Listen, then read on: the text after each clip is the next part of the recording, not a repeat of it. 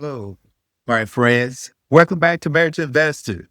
And I am Sam, and this is, Val. It's so glad to be with you guys and welcome back today. well, today we're going to continue our main theme here at Marriage Investors. And we're going to talk about the main problems, which I really believe we're solving here at Marriage Investors, where we invest in our relationship. Many times we don't put the time and the effort into our relationship and our marriage. We put time and effort into everything else. So here at Marriage Investors, what we want, what's the main problem we want to solve is to get those couples who are out there who really value their relationship. You might be in a good place or whatever, but it's continuing on that path. Right, Val? That's right. So today's topic, we're going to talk about what we're solving here, and that is strong marriages weaken over time. Why? Well, it weakens because, first of all, you said it from the beginning, is that we lose heart in the grind or just the day to day living, and we become too complacent with each other. And if you're not careful, you'll just start drifting and weakening your relationship. You're cherishing everything, and you start taking each other for granted. And once you start doing that, you'll look up, and sometimes hopefully, that you'll wake up and see that it's been a drift, that we have drifted away. So, what do you think some of the causes of these drifts? Yeah, what I've seen, even in life or even in our own life, really, what has caused the drift is losing interest in each other, losing interest. Things that you really start cherishing, you just start losing the interest because it seems like everything else is more important than the spouse. The kids, especially the kids. Many times, The job? the church, activities, a lot of things, guys, is just out there that they are good things. But sometimes those good things, if you're not balancing them or taking a look at what's going on, you will start drifting away. And I would think the greatest one in our marriage would be when we're navigating life with our own children when they was young and teenage years, just forgetting about each other in a way, you know? Yeah. You just start placing more priority on making sure the children have everything that they need. So, we haven't talked about the solutions yet, but I want to shift it just a little bit, Valerie. And I know I'm going to twist you a little bit, but when we're having those conversations or having a vision for our marriage, being on that same page, I think it's important to be on the same page and share goals and what you're trying to accomplish in your relationship. Because you think about it, you're saying now, other things get in the way. But if you don't have a main thing that you guys focus on or something that you do in common, a common thing you're striving for. Say, for instance, I know we had a time to where we had to concentrate on making more money, but we had to talk about these things. But I think we drift is because we don't have the conversations. And then one other problem is we start avoiding conflict. We have a problem that's going on and we'll overlook it. We won't address it. And then it's just all these things that build up. Laughter is missing. Stop laughing together. Stop having fun together. From a spiritual standpoint, we stop praying together. But, I think like we've talked about before and a lot of these talk, it's the rhythms and the habits and the routines that we do. Well, I just remember in our marriage, I think it was, I would say, for about the 15th year. And I remember we had a conflict because it was an event that was an important event to me. And you was thinking that it was just too much for us to do at that time. But I was like, I think You was adamant. I was adamant. That's just as I can be. I can be adamant if it's something I really believe in. Just, I had just did a Bible study. Can you believe that?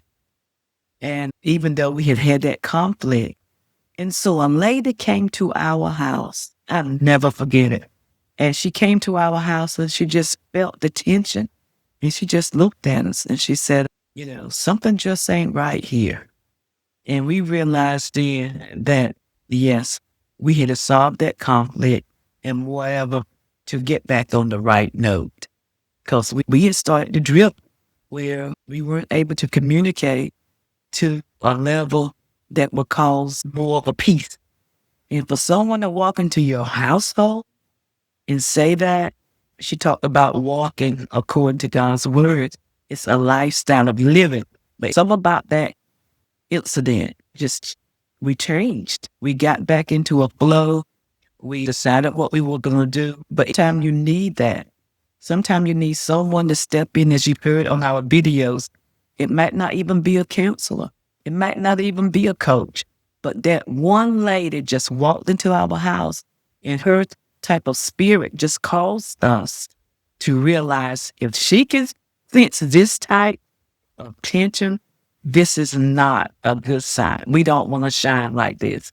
But you know what? Go back to the original things, like I was just saying, having that vision, having that kind of how you want your household to look.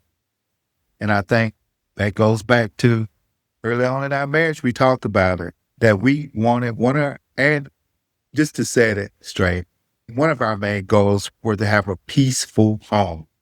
And anytime that disrupted something or event or anything disrupted that, we always sat down and wanted to have a talk. We always hit the wall and we wanted to have a conflict. I mean, we would have a discussion about it. Yeah.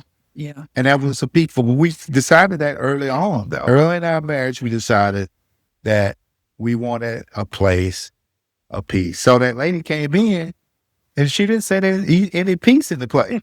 It wasn't no peace. And then she didn't sense any peace. And so we had to have that discussion. Now, during that time in my life, I was working long hours. I was really stressing over the demands of a job. And I was bringing that home. And I didn't want to, I was tired. I was worn out. I didn't want to travel.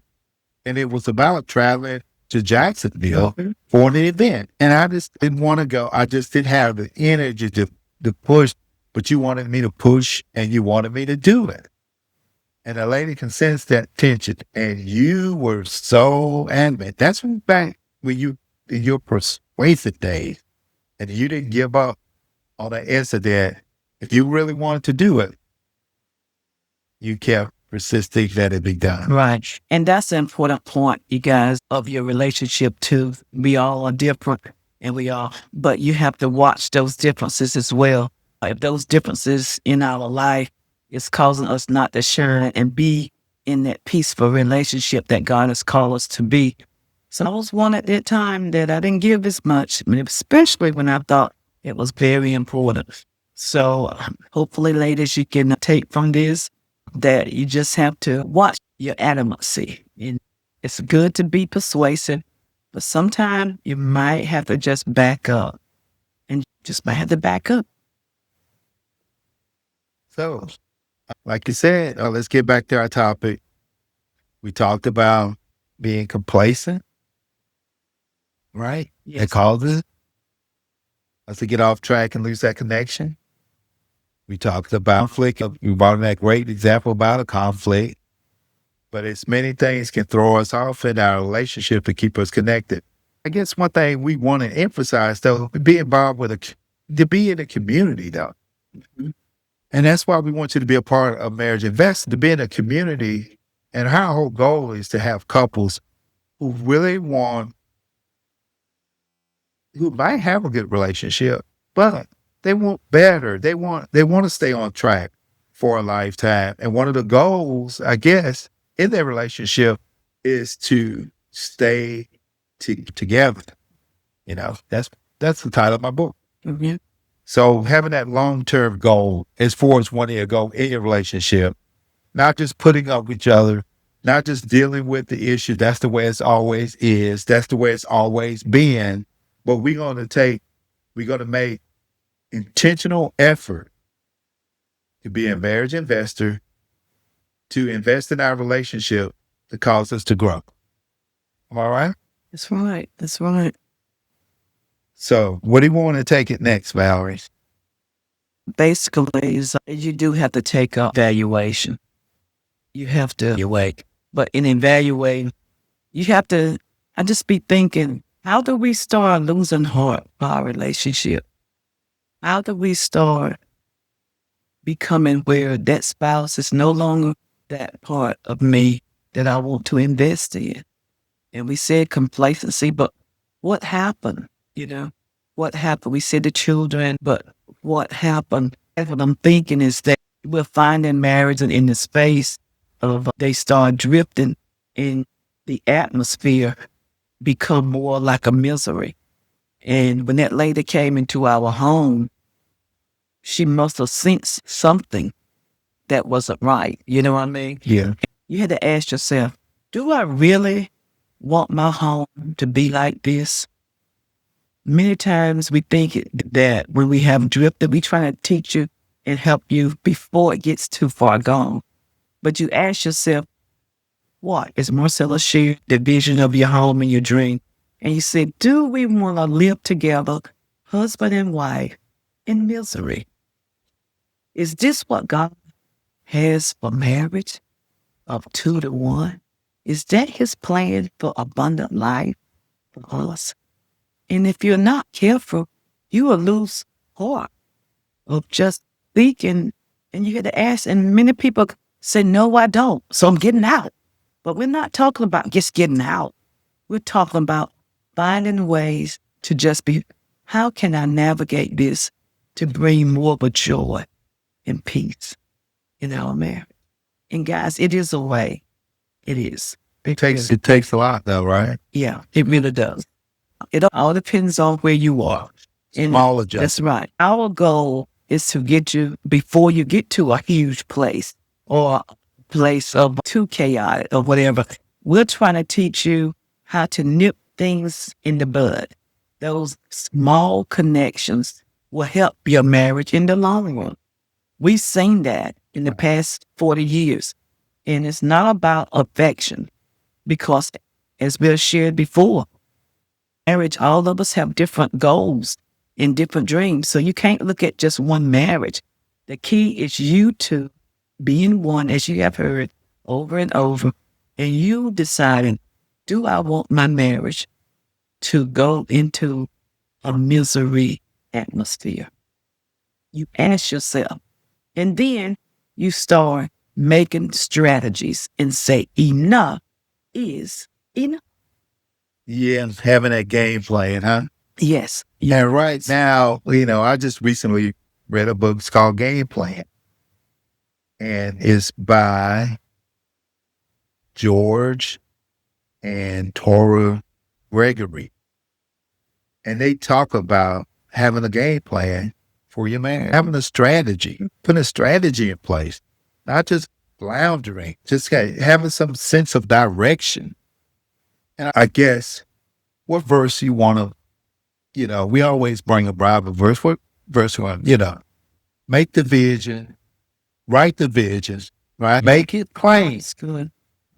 that he may read it, may run with it. So if you lay it out there, lay a plan out for where a direction you want to take your marriage in, write it down. Yeah. And you guys decide on which way you want it to go. Mm-hmm. And you can do this at any place, at any point in your marriage. That's one emphasis. And that's why we encourage you to be a marriage investor. Don't allow your relationship to go in a bad place. And I think what you said from the beginning, Valerie, complacency, to get complacent, and then don't allow ourselves to, we just kind of get, I guess that word, I don't like to use it, but it's word stuck. We get stuck in a place. Now, I really remember that word. That word has a special meaning for me. And I was just telling the story. Complacency. I was in management and our boss came to us, one of our regionals, and he was talking to us and he just looked at you guys. He said, you guys have this place running at a level and it's going well. It's going very, very well. But he said, you guys are complacent. You letting it stay at the same place. You're not striving for better. You're not striving for better. And that's what we're saying here at Manage Invest. Strive for better. Don't just settle for, okay, our relationship okay, and just we putting up with each other and all that kind of stuff. But complacency, and that's what we just want to take you to another level. Or I don't know, man, you don't like the word level, but another place. Not be complacent, but like my boss told me, you guys didn't want it. Y'all don't want it to be in the bank. Y'all complacent. You're satisfied with where you're at right now. You know, that's what we're saying. Don't be satisfied. Move it forward. You want to say anything? You agree with that? I agree. Okay. So today's topic, as far as we talked about a real big issue, and that's complacency. We talked about, dealing with conflict and tension, how to deal with that and move forward. So as we wrap up, we just want to remind you, if you're liking these videos, please share with someone. We encourage you to subscribe. Please visit our website at marriageinvestors.net, where we have resources. And we're developing more and more, putting more and more out there. Many courses, blogs, different things to keep your marriage alive. Sign up for my email list so you can have weekly messages to remind you of things and just keep that momentum. We need help. In this society, guys, we need help to help us, encourage us to stay on track in this special area. And that special area is marriage. So to keep us on track, that's why we do all the resources. That's why we do the things we do. And this episode is really to focus, to tell you, to really remind you what we're all about. And that's really. Right. Valerie, what you want to say? Yeah, I'm going to leave you with Marcel's just shared this scripture with you. That was Habakkuk 2:2, where he shared that the Lord had talked to this prophet. He told him to write the vision, make it plain upon his tablets, so that the one who reads it may run with it. And I just wanted to share that was where that come from, Habakkuk 2:2. And we've heard that a lot, but we applied it to our workplace. We apply it to church. But how many times do we apply it to our marital relationship? I'm glad you shared that, because that's awesome. But I just want you to know where that come from. That was Habakkuk 2:2. Okay, thanks a lot, Valerie. Those are our messages. And until next time, God bless. God bless. Same.